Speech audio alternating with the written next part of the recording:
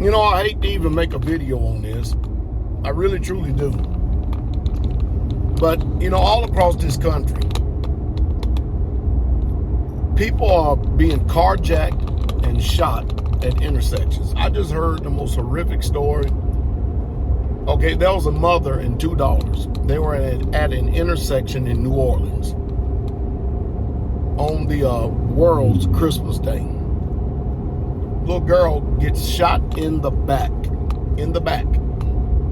Mom rushes her to the hospital, and there she dies. Because somebody disgruntled, somebody demonically charged, somebody, I don't know, mad at somebody or taking down the world, and of course nobody knows who done it, just took it upon themselves to just start shooting it in an intersection. And you know, I've been screaming and hollering and shouting for an extremely long time. I really, truly have. About how that people need to just come out of these population centers, come out of these cities.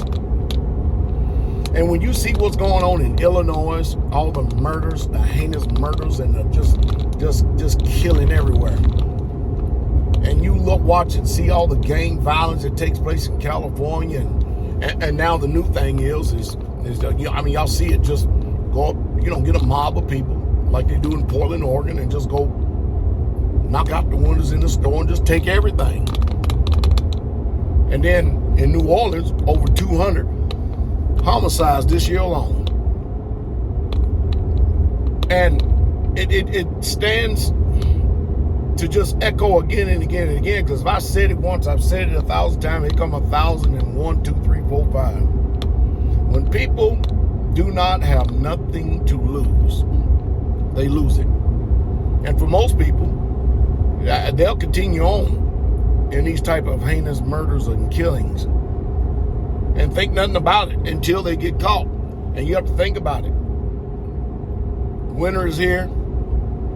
If they get caught, they get booked, probably get sent to prison. Now they got a roof over their head. They got three squares and a cot. Yeah, protected. Get to live off the taxpayers. Quite a few years. Probably get out on early release. Some people can claim insanity, and you can go on and on and on. But it does stand, like I've said before, all of you, especially if you listen to me, you should have been done made moves to get out of these population centers, out of these cities. Can you imagine what it's actually going to be like when the proverbial crap hits the fan? Can you imagine what it's going to be like in those cities? Let me ask you this question. Do you really, truly trust your neighbor in the house next to you or down the street? I mean, and then the other day, they said there's this gadget that they put on cars and they track people's behavior. And then when they know that the people are away from the cars, then they jack the cars. Man, I tell you. And then there's this car out there, I think it's called the Charger. That little Super B, boy, that little thing getting down the road. That thing, man, people stealing them things left and right all over the place. See, what's happening is you're looking at the decline of a society that has no hope. Literally, no hope whatsoever at all. They have no hope because what is there to hope in? When you look at this world, I mean, just think about America in itself. This has got to be the worst on record in the history of mankind, and at least the history of this country, with this type of administration, the Biden administration. I mean, even the Democrats, even the liberals, they are crying wolf. They are extremely upset. I don't know, maybe they got something in the making to make that buffoon to resign or something, but I know one thing. We live here in this country, and we know. We've seen good times, seen bad, and I tell you right now, this is about as worse as it's ever been. And it ain't going to get any better. We have a buffoon for a president and a hyena for a vice president.